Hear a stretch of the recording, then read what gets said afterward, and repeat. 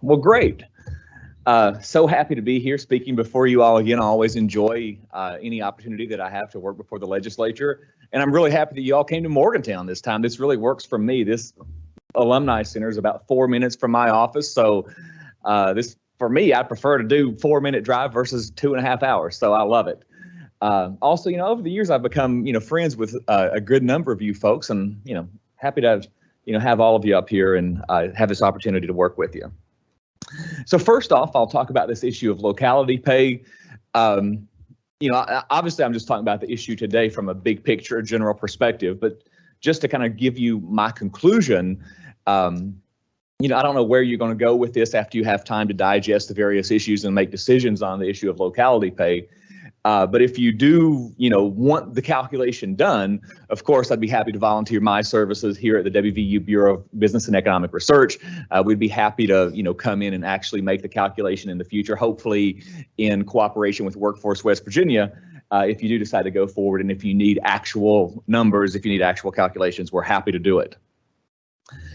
Just as far as the basics of locality pay go, I don't have any, weird comments or any notions. I think the basic idea makes sense.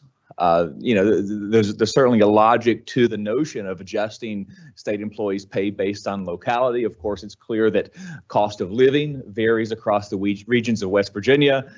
Just average wages in the market for any given type of work, they vary across West Virginia, and it makes sense that state government employees would have some adjustment as well. Clearly, the cost of living in, say, southwestern West Virginia is different than that in, say, the Eastern Panhandle, so it makes sense that state government employees would experience that difference. And just from a very practical perspective, obviously, it might just be hard to get qualified people to work in state government jobs in our high wage or high cost of living areas if our wage schedule doesn't reflect that wage differential in the broader private sector. So it certainly makes sense, and I don't have any fundamental complaints or criticisms with the idea. Just first and foremost, if you want to study the issue of locality pay, I think the most straightforward place is to look at the federal government. The federal government, of course, has a locality pay schedule for federal employees. And this is where, of course, the issue makes the most sense because, cost of living or average wages in a labor market vary the most widely across the entire nation. So there's a lot more variation that the federal government has to address compared to what we have in West Virginia or anybody would have in any one state. But the federal government has had their locality pay schedule in place for a long time, since the early 1990s. But it might surprise you to know that the federal government has, their baseline salary schedule for federal employees, but then they have adjustments for only 46 areas. So the adjustments made by the federal system aren't perhaps as numerous as what you might expect. There's only 46 areas where there's some adjustment above that baseline. And the way the federal government does it is an adjustment is mandated when there's a wage differential that's more than 5% between federal employees currently and workers doing similar work in that labor market. So the differential has to be 5% for some type of adjustment to kick in. They don't have an adjustment just for very small wage differentials. It has to meet that 5% threshold to kick in and to see an adjustment. And I would kind of recommend, just to kind of get to kind of my conclusion, I would kind of recommend doing something like that for West Virginia. I wouldn't want to do a calculation that's very precise, that's very granular, that's down here trying to make adjustments for a half a percentage point differential or a 1% differential. I would want to see, or at least I would recommend, some kind of threshold like what the federal government has before an adjustment kicks in. Otherwise, the administrative burden might be very high if there's no threshold.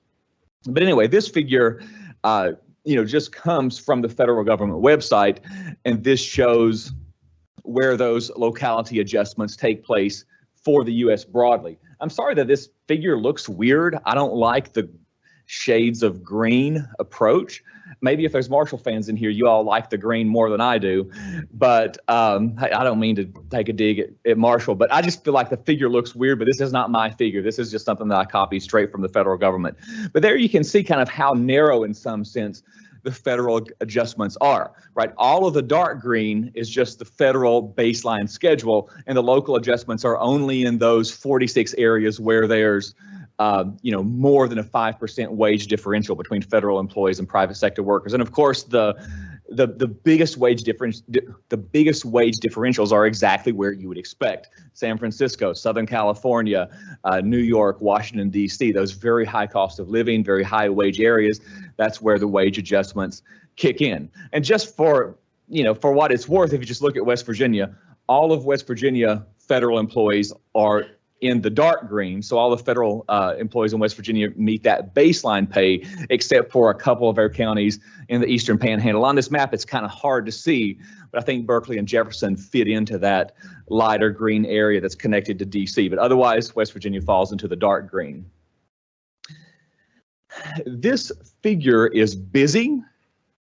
And I don't normally like to put forward figures that are this busy. I tell my students not to put out figures that are this busy, but this just kind of walks you through some of the process that the federal government does to make this calculation. As you see, they use the National Compensation Survey. It's a big piece of data. It's complicated. It's hard to work with. They supplement data from the NCS with data from the Occupational Employment Statistics Survey. Data are collected on wage levels in 12 intervals. Occupations are defined using the Standard Occupational Classification System. And then the Bureau of Labor Statistics uses a variety of statistical methods to really make sure that the differentials that the federal government is providing in this locality pay schedule that they have, to make sure that those differentials are right and in line with the market, and they're appropriate in every way. So the reason I have these two slides, and the reason these two slides are busy, is I just want to make the point that this is not a trivial matter. To come up with a locality pay schedule for a bunch of different regions, for a bunch of different occupational classifications, for a bunch of different types of jobs, it does require a fair amount of analysis with the data, and it's not something that we could just produce overnight. I mean, as I told you before, my office, the Bureau of Business and Economic Research, I'd be happy to work with Workforce West Virginia to produce this, but I couldn't go home and have a schedule set for you tomorrow morning. I mean, this would take a fair amount of effort because it's fairly complicated, I would argue. One point that I want to make is the federal government does not do a cost of living adjustment. So there's two different ways that you can conceptualize this locality pay. One way is we're doing adjustments to federal or in our case, state government employees' pay. We're doing the adjustments based on differentials in the cost of living from one region to another. Right, with cost of living, we're looking at things like housing prices. We're looking at things like grocery prices, prices for entertainment, prices for just anything that the consumer spends money on. We could make an adjustment based on cost of living. Alternatively, you can make an adjustment based on just what wages are in the local area. Now, wages in the local area absolutely correlate with cost of living. Clearly, those two statistics move together to a large extent, so these are not completely apples and oranges, but there are differences, right? Wage differentials don't perfectly match with differentials in cost of living. There are differences, so you would have to kind of pick what basis are you going to use for your adjustment. Are you going to use wage differentials, or are you going to use cost of living differentials? And I'm just telling you, the way the federal government does it is they use wage differentials. They don't use cost of living differentials. And I'll come back and talk about that more later on. So after you get past the federal government, I would just first note that our neighboring state, and of course, many of you know this, but don't hold this against me. I'm from Virginia. I lived in Virginia for the first 22 years of my life, even though I'm from southwestern Virginia and it's just like West Virginia. But anyway, looking over at our neighboring state, they actually do have a locality pay schedule for state government employees in Virginia, but it's very narrow. Virginia's system is very narrow. It's not even remotely as if they have a pay schedule for every county or for every region. In Virginia, it's just simply the baseline, and then several counties in Northern Virginia, right around the Washington, D.C. area, experience a boost. So it's very narrow. Like in Virginia, I forget actually how many counties there are, but I think it's about 90 counties in Virginia. I don't know. I shouldn't ramble about something that I don't know. Anyway, in Virginia, it's only about 5 or 6 counties that are affected by this locality pay. It's very narrow, and it's just concentrated in that Northern Virginia, Washington, D.C. area. It doesn't apply to the vast majority of the state. But there you can see overall, the policy in place in Virginia allows up to 30% boost for state government employees in Virginia over that state government minimum, over that baseline state government pay level for certain jobs in that Northern Virginia area where wages are so high and where I imagine the labor market is typically very, very competitive. But I just wanted to make that point that Virginia's system is very narrow. I think it's probably more narrow than some people imagine when they think of a locality pay schedule.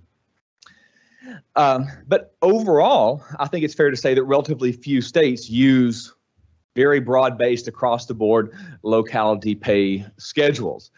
States tend to focus more on specific areas, like Virginia does with that very high cost of living, very high wage Northern Virginia area, or they focus specifically on certain occupations where it has become apparent that there are gaps or difficulties in finding people in the labor market for certain occupations. So usually what states do is very narrow, either narrowly geographically, narrowly by occupation, or narrow in both ways. Very few states, no state that I know of actually has just a very broad-based, very comprehensive locality pay schedule. And I also just gave you the example of New York. New York's kind of like Virginia. They have the baseline system for state government employees, but then they have adjustments that are only applicable to New York City, and then these 4 counties that are also very high cost of living, very high wage counties. They see I have listed out there, just very narrow in New York as well as another example. There are a few fundamental questions that, at least in my mind, I would go through as I'm designing a locality pay system. The first question is, do policymakers, are we trying to promote fairness, right? Fairness is, of course, a vague term, and sometimes in economics classes, I am hesitant to talk about the concept of fairness because it's so subjective. But the basic idea is that if we have a state government employee who's doing same job in McDowell County versus Jefferson County, cost of living in McDowell County is much lower, the cost of living in Jefferson County is much higher. Effectively, that state government employee in Jefferson County is making less money. And some people could argue that's unfair for the state government to be paying that employee less money. So we could make an adjustment to correct that perceived unfairness. And that's one mindset that you can go through when you tackle this problem. Alternatively, kind of the alternative approach is just much more practical. The alternative approach isn't getting into concepts of fairness, or it's not getting into value judgments. The alternative is just simply, hey, if we don't have an adjustment for a very high cost of living area like Jefferson County, then we just can't hire people. We can't find people when the private sector is paying such higher wages. And we have to have some kind of locality pay adjustment to be able to hire qualified workers. That philosophical underpinning doesn't get into fairness. It's just the practical reality. If wages are higher in this area, if cost of living is higher in this area, this baseline pay schedule leaves us with a bunch of vacancies, a bunch of unfilled positions. The practical reality with the market the way it is that we have to make this adjustment, to compete with the private sector. So, honestly, I think most states that do a locality pay probably are doing it based on that more practical underlying foundation. That's just my opinion, but I think that more practical approach is probably where most states are coming from, just the reality of having to compete with the private sector to get state government employees. But then as we go forward, if we actually do make a calculation, how broadly will these wage and salary increases be applied? Will they be applied across the board, or will they be applied just for kind of certain geographic areas where we've identified a substantial jump in wages or cost of living, kind of like what the federal government does, where there's, the whole country, but only 46 areas in the entire nation are subject to this locality pay. How broad are we going to be in terms of the geography? And also how broad are we going to be in terms of the types of jobs that are subject to locality pay? Will the locality pay apply to every state government job, or will it just apply to certain jobs that we're finding a hard time getting people because of the nature of that labor market for that particular job? So anyway, we have to decide on the breadth of this before we can really apply it, before we can really do calculations. But I just will say, the broader the adjustment is, the more complex it is from an administrative perspective, right? I mean, the broader this is, the more geographic regions that we apply to this locality pay, the more occupations that we apply to the locality pay, the harder and harder it is, the more work that it's going to be to come up with a fair and sensible salary adjustment schedule. And there are potential, ways in which this can backfire. That's true for any public policy. That's true for this policy as well. If we do have a locality pay for this very high cost of living area, is that going to bleed over and create difficulties for us in terms of finding people just outside of that local area? So, for example, if we make a locality pay adjustment here for Mon County, which is one of the higher cost of living areas in West Virginia, I think, if we have a locality pay adjustment for Mon County, will that create negative repercussions for Marion County? And will that create difficulties for us in finding people in Marion County if the people in Mon County are making more for similar work? Or if we define the region to be Mon, Marion, and Harrison, will that spill over and create negative repercussions for Lewis County?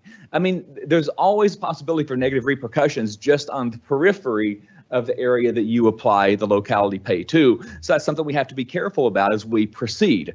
And also, it's a question of how broadly or how narrowly do we define a locality. I showed you, a couple slides ago how the federal government defines a locality. I would argue that the way the federal government defines a locality is pretty broad. You saw that all of those highlighted green areas in the federal government locality pay map, all of them were pretty big dots. None of them were very narrow. But if we designate, too large of a labor market area, that might really dilute the locality pay adjustment and possibly erode the benefit that it creates. Or if we designate too narrow of a labor market area, then we might have more of these negative spillover effects that I was just talking about with the locality pay maybe creating, the locality pay for Mon County maybe creating negative repercussions for Marion County. If we want to go forward and make this adjustment for West Virginia, again, I'm happy to work on this. I'm happy to work with Workforce West Virginia with other groups to do it. But of course, we'll have to start off by figuring out what kind of metric we're going to use to make this happen. And I will say, importantly, there are no good broad-based cost of living measures for West Virginia. The cost of living measures that we have in the country vary at the state level, and they also vary. The government will give us cost of living measures that are just very generic within West Virginia, metro areas of West Virginia versus non-metro areas of West Virginia. But those cost of living measures at the state level are losing tremendous amounts of detail. So I would say it would be virtually impossible to make an adjustment based on a cost of living measure, which means we'd have to follow the federal government approach and make the adjustment based on wages in different areas of the state. So it'd have to, the data availability basically force us to use a wage-based measure versus a cost of living-based measure if we're doing it at the state level. We would use data basically from the BLS Occupational and Employment Statistics series. Again, we can work with these data. This is doable, but I will say the data, this is true for any economic data, the data are better when you are talking about national data, when you're looking at large numbers, but then as you go down in terms of geography, the data get worse and worse. So federal data are better than state data are better than county data, because when you get down to small geographic areas, sometimes when these data are being constructed, they're being constructed based on small sample sizes. And in some cases, you may just have statistical anomalies when you're working with data with small sample sizes. So, that's just something we would have to accept, because data just get worse and worse as you get to smaller and smaller geographic areas. The data are, of course, better for MSAs within West Virginia versus areas that are outside of MSAs or metropolitan statistical areas. So that's something we would have to accept. And, the data just have imperfections in a variety of ways. But I hope that's what you all were looking for. I don't know exactly kind of what questions you have, but that's just kind of my thinking that I would have as I approach a locality pay adjustment or the construction of a locality pay adjustment.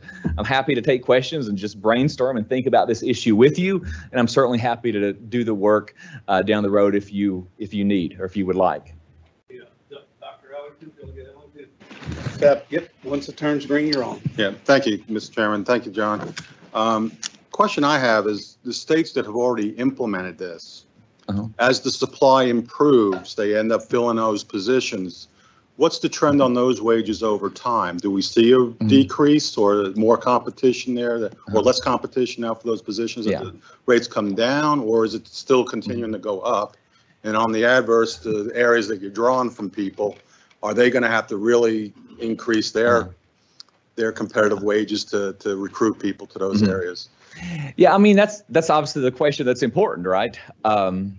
That's right at the heart of the matter. I mean, but honestly, I don't know the answer to your question. I haven't looked at state government employee data to this degree, you know, for Virginia, for New York, or for these other areas. But I would just imagine that, you know, just the way the labor market works, I mean, the effectiveness just depends on, is the adjustment that's being put forth by Virginia or New York or other states, is that adjustment enough to compete with the market? I guess my thought would be, are we causing more problems by doing that, or just raising them all even? And I think that's going to be the end answer, is just keep raising it and get back to where they're all happy with it. But it never ends. Well, and there also is the issue that I didn't mention of just the state government budget. Right. I mean, if we provide these, you know, raises on a very broad basis, you know, if we're raising the wage of a McDowell County employee in conjunction with the labor market in Jefferson County, you know, for reasons that originate from Jefferson County, then that's going to really affect the state government budget, which is also another ramification, right? I mean, but I guess also with raising the state employees, how much more you see in the private sector raising to compete for those people? Because you probably have a small pool, so there's still, you know, we just catch 22. We keep building on every time. I mean, fortunately, the number of state government employees in a particular area is relatively small, that snowball effect won't be overwhelming, I would guess. But you're absolutely right. There will be kind of a feedback effect, whereas we raise these wages, the private sector will raise their wages as well, and it will have that feedback effect. So that's another, you know, factor that makes this difficult. If you could at least see what maybe trends, if there are any evident from other states, let us know. I mean, I can see what I can find for you. Yeah. I mean, I'll have to you look. may not have anything on it, but if you do. Well, I mean, there's stuff that's available. It would just take a little bit of work to try to go to other states. I mean, you know, well, you have what a I know is West state, Virginia. You say with the northern part, I mean, in the northern part of the state. But that's where I'm going. Yeah, no, that's right. I completely agree with all the sentiments there. Thank you, Mr. Chair. Hey, Delegate Explanation. Thank you, Mr. Chairman. Thank you, Dr. Deskins. I appreciate your report or presentation. With regard to the federal program that you know, provides some locality pay, in effect, locality pay, do you know how often that is updated? I don't know. I mean, I'm not an expert on, you know, this is not something that I'm an expert on or something that I do research on normally. I'm not for sure how often it's updated. I would just have to look it up for you.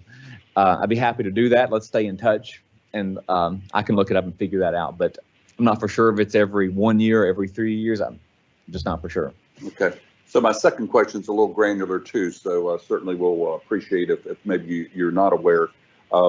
Heard some discussion during the regular session when we were discussing some locality pay that, at least in the case of the military, any locality pay that's provided in the military doesn't impact their pensions. Are you aware of how other areas that do utilize locality pay, whether or not it does impact pensions? I'm not for sure. I mean, that would be a little disjointed because where you live in retirement may be different than where you're living while you're working. So there may be reasons why it shouldn't affect pensions, but I'd have to just look into that too. Again, like I say, I was here to kind of brainstorm with you in some sense and think about these issues, but I'm happy to follow up and get these facts and these answers for you. Right, that's fair. The final question is, I think some years ago there was legislation, I think, enacted to require that some agency of state government compile a cost of living index for West Virginia. Are you familiar with that cost of index, and how valuable do you think that would be? I mean, I think you've already mentioned that there's some challenges with that, but it is, what is that of some value? There was more actually years ago on cost of living within states than there is now. The federal government actually discontinued at least one of their series. So that's kind of odd because you normally think of data and things growing and becoming broader over time, but the local area cost of living is a program that was scaled back. But all that we have now is just very weak because like I say, all that we have for within West Virginia is just data on metro areas and then all of non-metro West Virginia. So there's no differentiation between, two counties that don't fall within a specific metro area. So, the data are just very weak within the state. The wage data are much stronger than cost of living data. I seem to recall seeing a county by county cost of living index, but anyway, I'll see if I can locate that. Perhaps we could discuss that further. Okay. Thank you, Mr. Chairman. Thank you, Delegate. And to the members, we do have another topic today that we need to get moved to. I have Delegate Boggs. Thank you, Mr. Chairman. John, thank you for your presentation.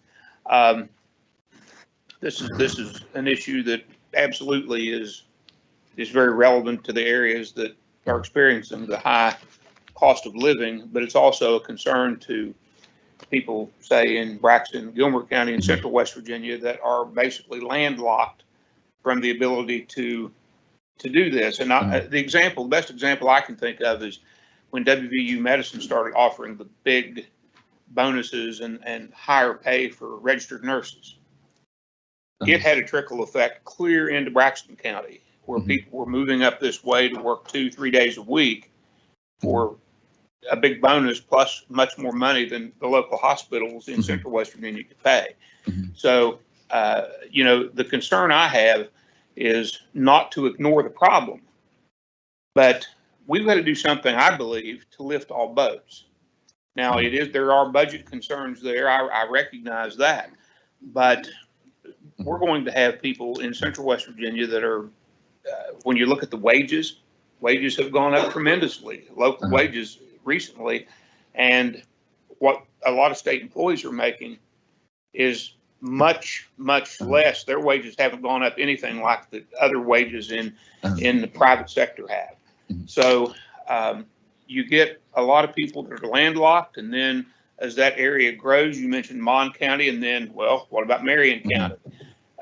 Well, what about the Eastern Panhandle? And then as you go around all the border counties, you're going to have a handful of counties in Central West Virginia, North Central West Virginia, that are literally,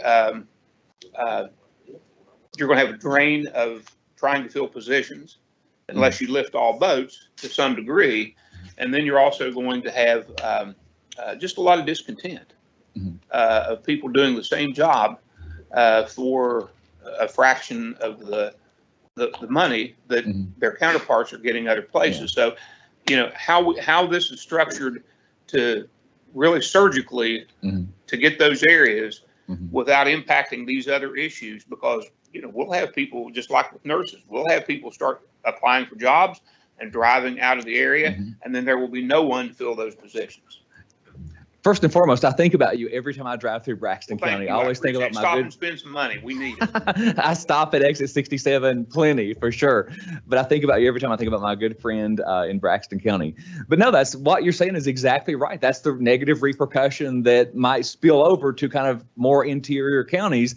That's exactly the point that I was trying to make. I think you articulated it even better, that have locality pay here. It draws workers in from this area, and then this area can't find the people that it needs to fill nursing positions, and the example that you gave or whatever. But that's exactly the concern that we have to be aware of as we tackle this problem. I appreciate that, and I just hope that that's something that is really taken into account before we jump and do one thing, making sure that we're not fixing one problem and creating problems in other places. Yeah. Okay, so last question, so we have equal time for our next topic. If we have time at the end of that topic, then we can come back to some of these other questions. I'm going to call on Senator Stahl. Thank you, Mr. Chairman. Briefly, again, the aspect that I think is really important is states tend to focus more on specific types of occupations where ongoing shortages are reported. Uh-huh. And that's what we've heard here so far. I mean, when we talk about counselors, social workers, all Mhm. those wraparound service providers, we historically have not valued them. EMS, for example. And so I would hope that this body would, you know, again, it's pretty unwieldy. I know we're talking locality pay, but I think we almost ought to talk about career pay. Yeah. My thoughts. Well, no, that's one of the two fundamental questions. I mean, the two fundamental questions about, as we start to get into this process, the two questions are, how do we define localities? How broad-based is this going to be in terms of geography? But then also, does this apply to every state government employee, or does it just apply for those occupations where there are shortages in certain areas? I mean, those are two fundamental questions about the breadth of the program. And like I say, if this is done more narrowly, and if it's restricted to just certain occupations where there are clear shortages that we can demonstrate in the data, then just frankly, that's a lot easier than if we do it for every single type of occupation within the state government umbrella. That's just a question that we have to decide on. All right, thank you, Senator. All right, so our next topic is the review of impact of the property tax exemptions.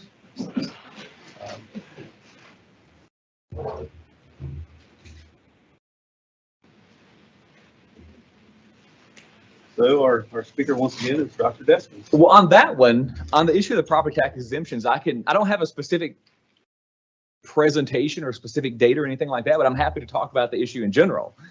The only real comment that I have about property tax exemptions is this.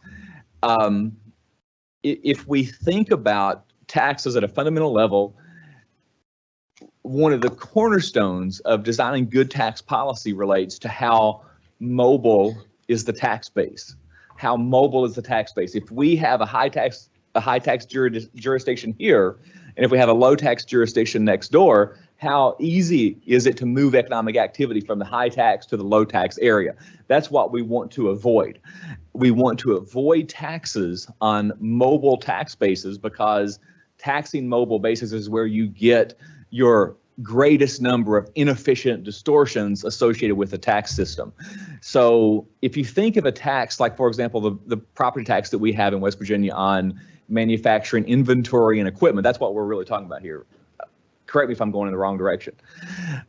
A tax on something like manufacturing inventory or manufacturing equipment, or especially business inventory, that's a mobile base. That's the type of a tax base that's easy to locate across state borders or across county borders or whatever kind of borders to move from a high tax to a low tax jurisdiction. So a tax on manufacturing equipment or business inventory is just frankly an example of one of the more inefficient kinds of taxes, because it's a tax on a mobile base. You know what the best kind of tax is that economists argue for? It's a tax on land, or to a slightly lesser extent, a tax on your property tax on real estate. Those are the best kind of taxes, because you can't move your house and your land over to a low tax jurisdiction. That's one opposite. That's one extreme. The other extreme is business inventory. And you find, I didn't put the numbers together, but we all know this. We've talked about this before. You find that very few states tax manufacturing equipment and business inventory for this very reason. This is the very reason that this is the kind of tax that states employ. The reason that this is a tax that very few states apply, because it's so easy to move and because it's so susceptible to those negative repercussions. So I've argued for years, I've spoken before this group before, arguing that a tax on manufacturing equipment and business inventory is just kind of a textbook example of an inefficient kind of tax. But at the same time, if we do replace it with a more efficient tax, with a tax that's on a less mobile base, we just have to be careful about local government budgets, because if you just look at the numbers, I could certainly prepare a brief for you that just lays out local government budgets. The revenue from this tax, even though the tax is an inefficient type of a tax, the revenue from this kind of tax is still important to local governments, municipal governments in West Virginia. So, I mean, in my mind, it's not a question of, is this a good tax or not? Because it's a textbook example of a bad tax. But the question is, how do we replace the revenue? Because local governments do depend on that revenue. So that's, in my mind, where the heart of the matter falls, not on the nature of the tax itself. And I've said that before this committee. Delegate Householder, I'm sorry that I don't have more content there, but any questions there? All right, so we're going to open it back up to questions again, either topic. I left off, we'll go back to Delegate Gearhart. Wait a minute.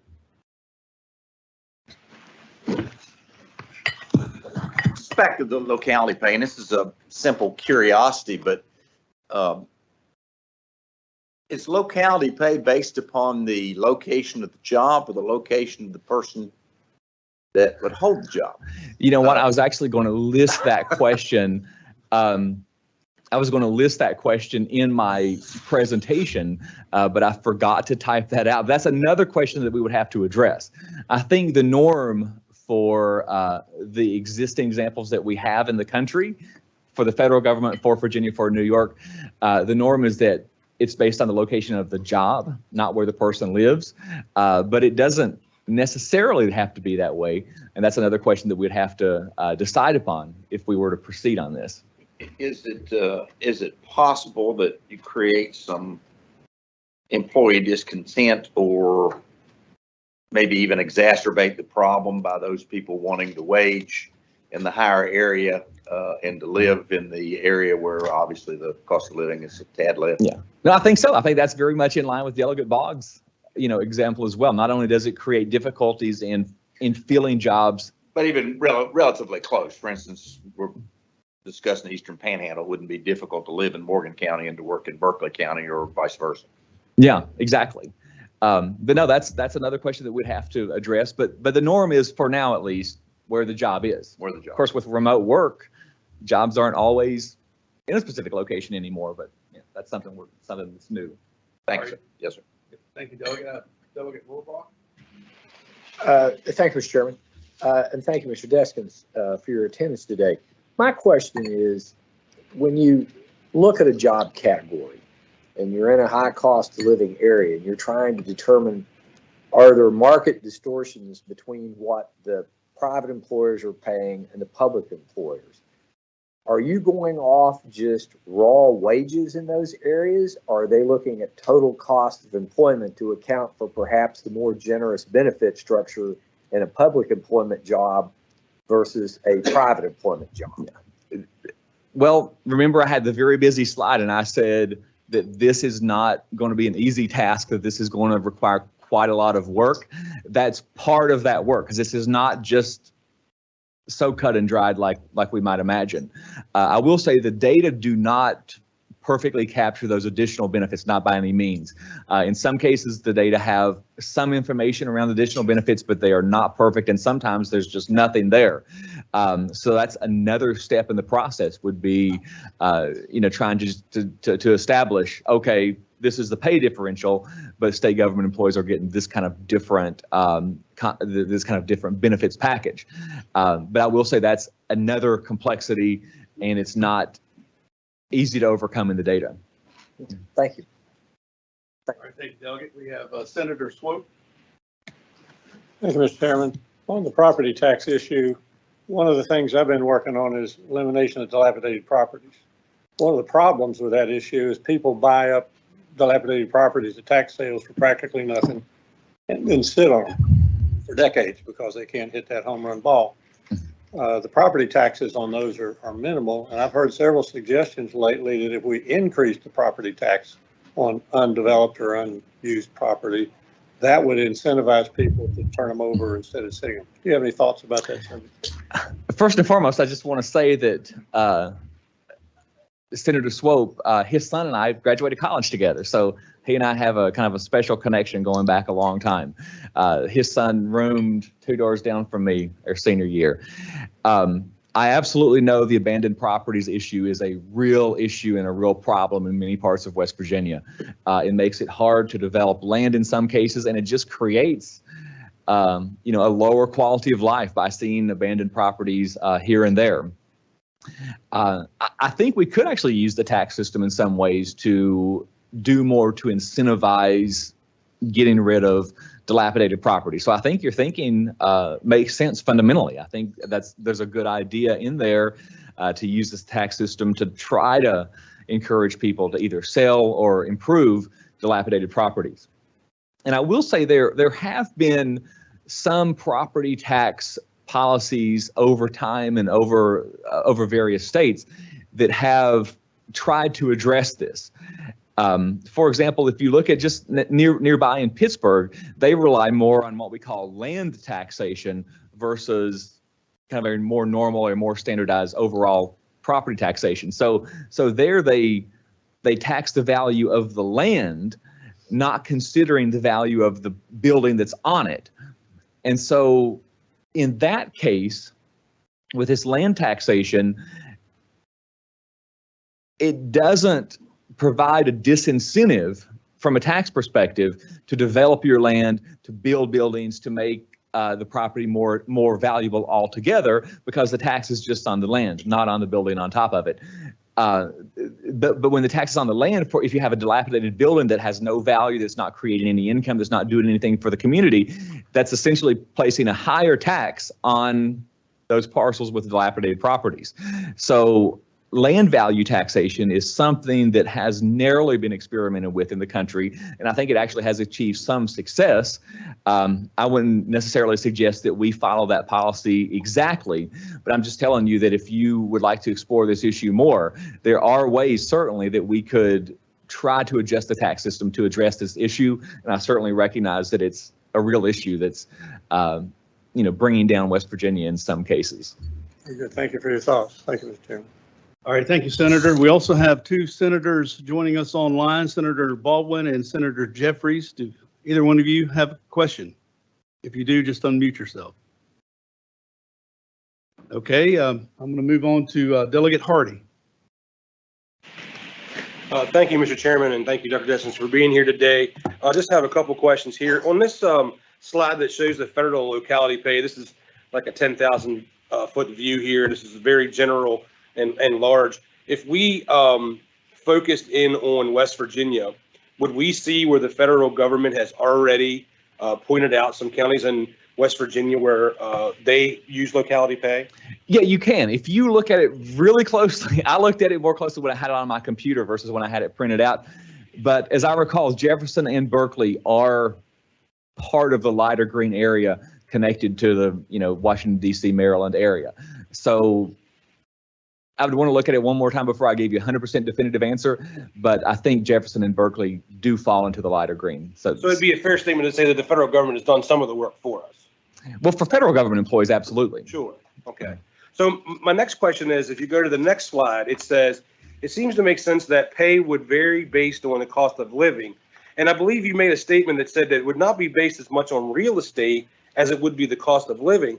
And I would argue that point, that real estate would be the most important thing that it would be based on. No, I'm sorry. Maybe I didn't articulate that. But I was just saying the cost of living depends on things like real estate, like the cost of groceries, like the cost of transportation. I was just giving real estate as an example of the factors that vary, that make the cost of living vary overall. I may have not stated that clearly, but I was just giving that as an example of one of the many factors that lead to cost of living variations. And then if we start to talk about the retirements, I mean, all of our state employees fall under the same retirement programs.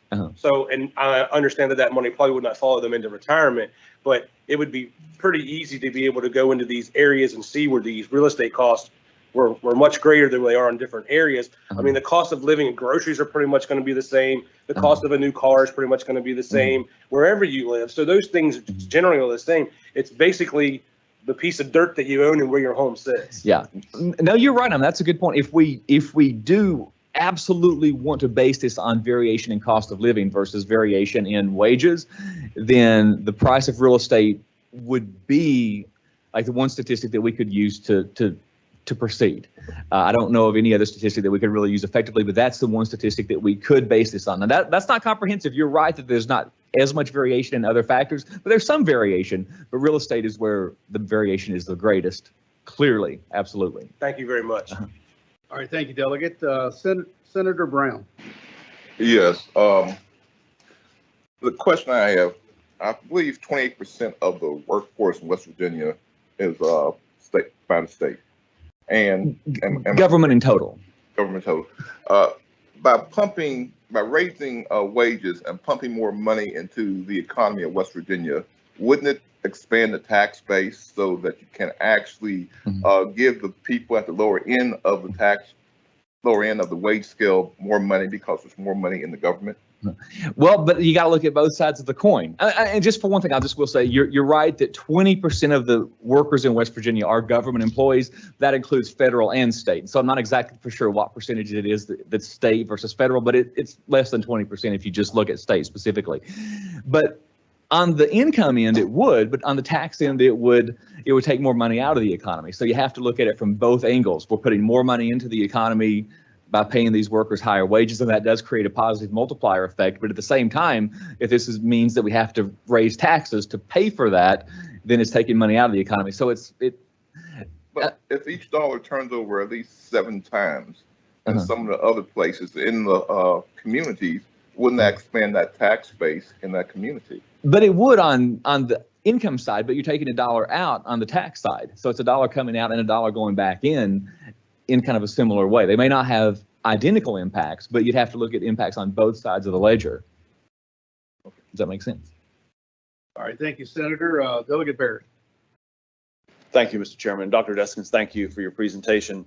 As I looked at that green map, that's very hard to figure out, at least on the slideshow, but as I looked at online and zoomed in, it appeared to me that it was Morgan, Berkeley, Jefferson, and Hampshire were in the bright green.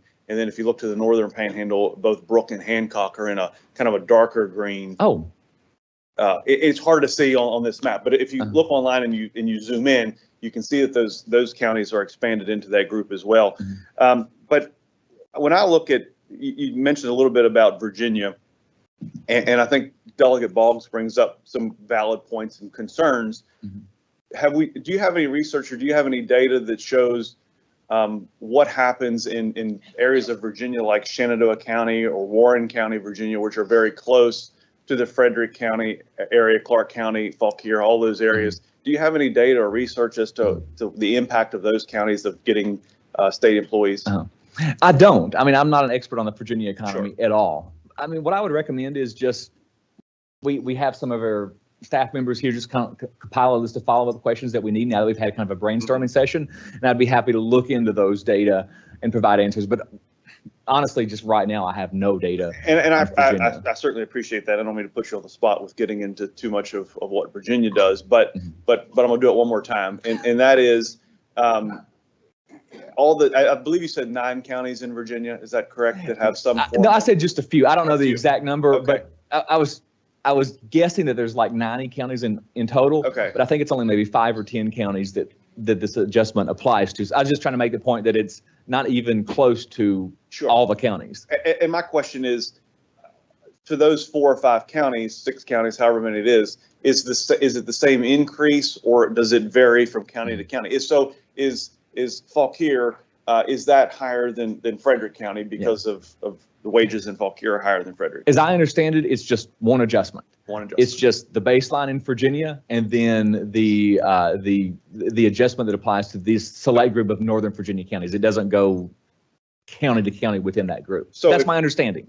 Right, and that's how I understand it as well, but I just wanted to get your thoughts on that. So in West Virginia, if we did that to Morgan, Berkeley, and Jefferson, for example, there are no West Virginia counties really within an hour of that, from Hampshire and on out that direction, so that it kind of, I don't know, mitigates some of the concern about folks just moving into the Eastern Panhandle or into the 3 counties of the Eastern Panhandle, to make 20% higher. Again, that's an hour away and the cost of living is much higher, so that, I don't think that you benefit financially from making an extra 20% in wages by incurring the additional cost of living associated with moving from Hardy or someplace like that into Martinsburg or Shepherdstown. Yeah, no, I wouldn't say there's no potential for negative repercussions, but I would definitely think that the more remote the area is geographically, the less potential that we have for those negative repercussions. Again, I'm not for sure, but I wouldn't say there's no potential for repercussions. But if this area is kind of a panhandle region that's kind of disconnected versus an area like Braxton County that's kind of right in the middle, I'd say the problems are probably potentially less severe in the former area. Thank you, Mr. Chair. All right, thank you, Delegate. Delegate Statler. Thank you. Thank you, Mr. Chairman. Mr. Deskins, I guess my point is going to be a little bit different than locality. My question is, when you have industries moving into the area, for instance, in this area, and I love oil and gas, but moving into the area, they seem to suck up all the CDL drivers, which takes away from the DOH, which takes away from the school systems and the bus drivers. When you're looking at this, is there a way that you can look that we could alleviate that problem some, whether it be maybe some infusion of state money coming in for training of more CDLs or something that could help into that area, and competing with the price of the CDL drivers on the industry level from the state level is going to be a big challenge. Well, sure. I mean, I definitely think that this is going to be more effective if we do it based on certain occupations where there are clear shortages. I think doing it in an occupation specific way is probably going to be more effective for us altogether than just doing it broad based where we don't pay any attention to whether there actually are shortages among workers in the real world. You know, I've just focused on it in terms of pay. I haven't focused on it in terms of training, which you also suggested. But, you know, that's potential, you know, right now, I'll just say yes. I mean, potential training programs to create more CDL drivers may be another area that we can go. I've only given thought to just pay, but if, you know, you've heard me speak many times before, I'm always talking about human capital issues and issues related to workforce preparedness and education and training. So I'm always, you know, up for discussions around training more workers to get more workers the kind of skills that we need. So that's my short answer. Well, thank you, Mr. Deskins. Thank you, Mr. Chairman. Thank you, Delegate. I have Delegate Ellington. Thank you, Mr. Chairman, and also thank you, John, to Dr. Deskins. I have two questions related to the locality pay part. Since we have cooperatives with our neighboring states on income taxes, do we have any data on how many people are working across the border that we're potentially losing those income taxes that are being paid to the other states that we could capture here? And then the second part would be is how many, if there are any studies that have been done on any professions or occupations that if we can't fill, how much economic activity we're not bringing into this state? Anything that you're aware of or have data on? Well, on the first question, there's definitely data. There's definitely data on kind of, you know, how many people are commuting across borders to work. I will say, for the most part in West Virginia, there's not a whole lot of out-of-state commuting except for the Eastern Panhandle. In Jefferson County, for example, there's a lot of evidence to support a lot of people commuting in and out for work. There is some in other parts of West Virginia, but it's most pronounced in the Eastern Panhandle. If you actually just look at the number of people who have jobs in Jefferson County versus the number of jobs that are located in Jefferson County, it's a big difference. And that's kind of where I'm going as far as capturing that income tax part. And it's not it's not shockingly different for any other county in West Virginia. But no, I don't think anybody has done studies on economic activity we're losing if somebody works in West Virginia, but they go outside of the state and pay income taxes. But if we can't, I guess what the other part was, if we're losing because we can't fill certain positions or occupations within the state, how much economic activity are we losing? Yeah. I mean, it's important to fill these positions. That's for sure. I mean, I think these positions are important, of course. So we got to be losing some, but I don't think anybody has done a study on that. I mean, I'll just tell you, as an economist, the number of things that we can study is infinite. I could be working 24/7 for the rest of my life and not run out of questions to ask. I'd be happy to help study that issue, you know, to the extent possible, but there's got to be some impact there. I don't think we've quantified it. Thank you. Thank you, Mr. Chairman. All right, thank you, Delegate. Further questions? Further questions? Okay, I don't see any hands. Any questions from our guest online? All right. Is there any other business to come before the committee? Are there any announcements? Seeing none, the chair calls on the co-chair. I move we adjourn. You've heard the motion from the co-chair. All those in favor say aye. Aye. All opposed say nay. The ayes have it. We are adjourned.